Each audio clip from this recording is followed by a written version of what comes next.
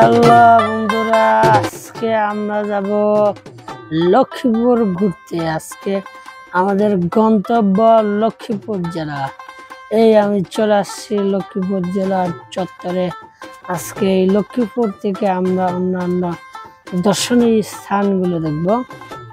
আমরা এখন দর্শনীয় স্থানগুলোর মধ্যে দালাল বাজার জমিদার বাড়ি চলে আসছি। দালাল বাজার জমিদার বাড়ি দেখলে এটা কখনোই মনে হবে না এটা একটা জমিদার বাড়ি, মনে হবে একটা ভাঙ্গা বাড়ি। এপাশে ফাঁকা দরজা জানালা কিছু নাই। দেখেন এই পাশেও ফাঁকা, এই পাশেও ফাঁকা। নামে শুধু দালাল বাজার জমিদার বাড়ি। এখন দালালদের আস্তানা হইতে পারে, আর পাগলার আস্তানা হইতে পারে। এই সাইডেও গাছগাছালি, এই যে দেখেন এই সাইডেও গাছগাছালি। শুধু সামনে এক জায়গায় লেখা দেখলাম দালাল বাজার জমিদার বাড়ি। সামনে ঢুকতেই দেখলাম কয়টা মানুষ ঘোরাফেরা করতেছে। ভাই আপনারা কই থেকে আসছেন? বললো যে আমরা এই লক্ষ্মীপুর থেকে আসছি ঘুরতে। এই যে সামনে দেখেন আকাশ বাতাস কিছু দেখা যায় না, এই পাশে কয়টা গাছগাছালি দেখা যায়। এই মুহূর্তে আমি এখন আছি লক্ষ্মীপুর জেলার দালাল বাজার জমিদার বাড়ির প্রান্তরে। অন্যান্য টুরিস্ট আসছে দালাল বাজার জমিদার বাড়ি। এই যে প্রচণ্ড রোদের মাঝে অনেক মানুষ আসছে। এই যে উপরে চলে যাচ্ছে, ওদের মেন বিল্ডিং আর কি। আমি যে বিল্ডিংয়ে আছি সেটাই হলো দালাল বাজার জমিদার বাড়ি, একদম ফ্রন্টে। এখন আমরা যাব দালাল বাজার জমিদার বাড়ির পাশেই সবচেয়ে সুন্দর এবং আকর্ষণীয় জায়গা, যেখানে জুটি হয়েও বসে থাকে, জুটি ছাড়াও বসে থাকে, আবার বিকেলে মানুষ হাঁটো। সুন্দর একটা দিঘি, নাম দিয়েছে খেয়াসাগর দিঘি। নদীর মতো দেখতে, এই দেখেন অনেক দূর দেখলে মনে হয় একটা নদী, কিন্তু আসলে একটা দিঘি। এটার নাম হলো খেয়াসাগর দিঘি। অর্থাৎ এক পার থেকে অনেক পার, অনেক দূর। এই পাশ থেকে ওই পাশের রাস্তায় যদি হাইটা যান, এই পার থেকে দিঘির এক পার থেকে আরেক পার যদি হাইটা যান, আধা ঘন্টা সময় লাগবে। তবে পারাপার নাই, নৌকা নাই, ঘাট নাই, কিছু নাই, কিন্তু নাম দিয়েছে দিঘি, হয়ে গেল খেয়াসাগর দিঘি। বিকালের এই সুন্দর মুহূর্ত যদি আপনি প্রাকৃতিক পরিবেশে, ঠান্ডা একটা পরিবেশে কাটাইতে চান, তাহলে এই খেয়াসাগর দিঘি, লক্ষ্মীপুর জেলার এই খেয়াসাগর দিঘি অন্যতম। এই যে যারা বিকালের সময়টা সুন্দরভাবে উপভোগ করতে চান, এই দেখেন পাশেই কিন্তু সুন্দর একটা পরিবেশ আছে, সুন্দর ঘোরার মতো, হাঁটার মতো একটা পরিবেশ আছে।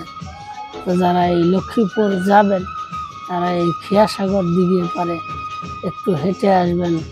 হাঁটার যে একটা অনুভূতি, ক্লান্ত পাবেন, সুন্দর একটা পরিবেশ পাবেন। এই যে দেখেন সুন্দর একটা দিঘি। এই যে অনেকেই ফটোশো করতেছে, ফটোশো। এই পাশ থেকে ওই পাশে যদি দেখানোর চেষ্টা করে, দেখেন অনেক বড় একটা দিঘি। এই যে মানুষ পোলাপান বসে আছে সাইডে, সুন্দর পরিবেশ, সুন্দর। এখন আমরা যাব লক্ষ্মীপুর সদরে ঐতিহ্যবাহী সেই মসজিদ দেখার জন্য। মসজিদটির নাম হলো পিতা খাজা মসজিদ। সুন্দর ঐতিহ্যবাহী, অনেক পুরানো একটা মসজিদ, পিতা খাজা মসজিদ। অর্থাৎ সদরের মেন রোডেই, সদর রোডে একটু সামনে গেলেই আপনি পিতা খাজা মসজিদটি দেখতে পারবেন। মসজিদ দেখা শেষে এখন আমরা যাব এক ঘাটে। ফেরিঘাট না, এটা হলো মজু চৌধুরীর হাট। একটি ঘাট, কিন্তু নাম দিয়েছে মজু চৌধুরীর হাট। এখানে আমাদের হাটও বসে, মজু চৌধুরীর হাট। আমরা যদি একটা সাইনবোর্ডে দেখাই, BIWT এর সাইনবোর্ডে কি লেখা আছে, এই যে দেখেন অভ্যন্তরীণ নৌ কর্তৃপক্ষ মজু চৌধুরীর হাট, কিন্তু আসলে একটা ফেরিঘাট।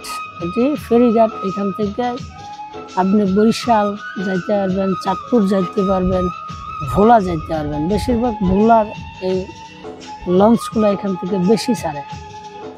এটা হলো মজু চৌধুরীর হাট। অর্থাৎ হাটবারে হাট বসতে পারে, কিন্তু এটা ঐতিহ্যবাহী একটা ঘাট, ফেরিঘাট বলা চলে। তো আমরা এখন এই ফেরিঘাট যদি দেখাই, যে দেখেন ডাকাডাকি করতেছে যে ভাই ভোলা ভোলা ভোলা, ডাকাডাকি করতেছে। এখন আমরা যাব সুন্দর প্রাকৃতিক পরিবেশে মেঘনা নদীর ঘাট, আলেকজান্ডার চর।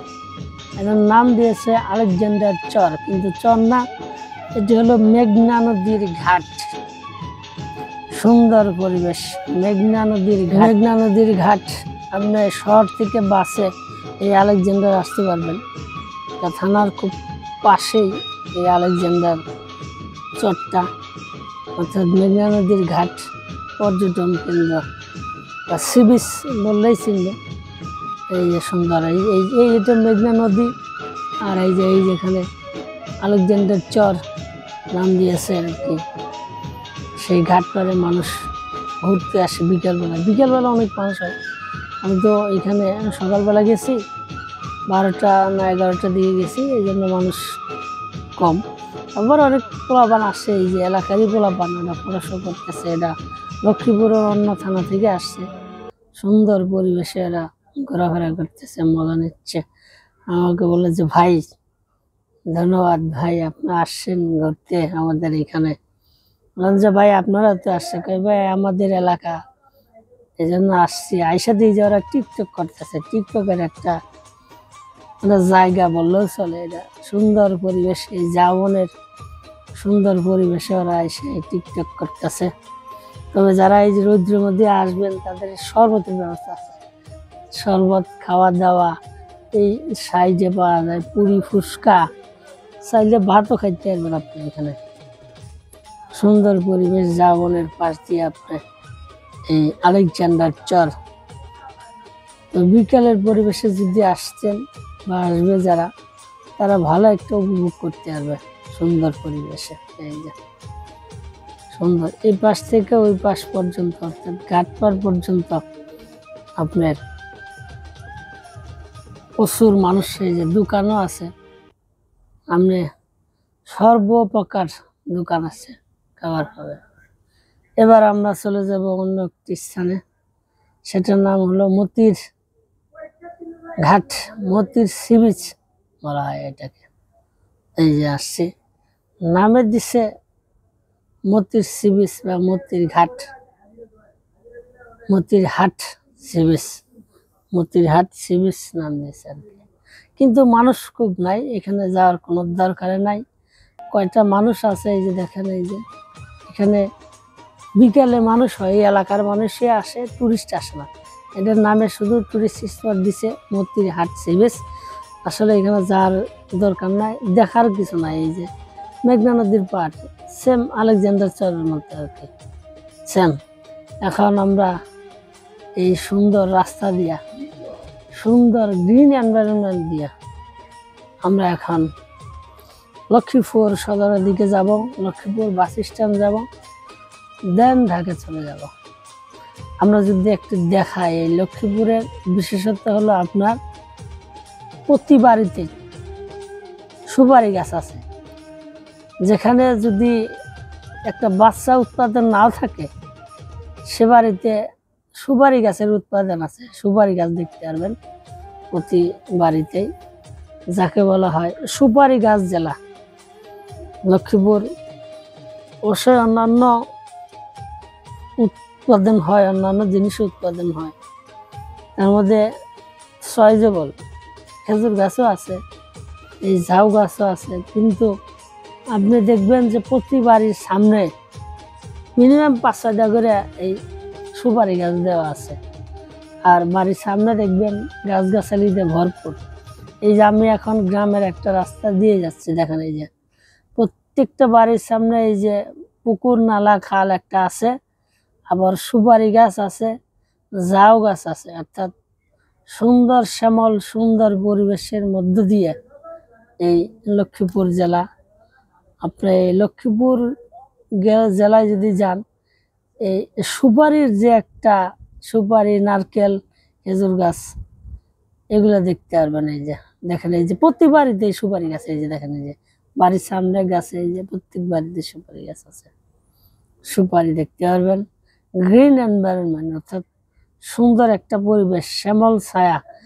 আমার কাছে এই 64 জেলার যে ঘোরার অভিজ্ঞতা থেকে বলতে পারি যে লক্ষ্মীপুর জেলায় এই সুন্দর এনভায়রনমেন্টের মধ্যে রয়েছে আপনার এই গাছগাছালি। কিভাবে প্রতি বাড়ির সামনেই গাছগাছালি, রাস্তার আশেপাশে গাছগাছালি, সুন্দর এনভায়রনমেন্ট, ভালো একটা নিঃশ্বাস নিতে পারবেন, ভালো আপনি ঘুরতে পারবেন, ঘোরার একটা পরিবেশ আছে সুন্দর।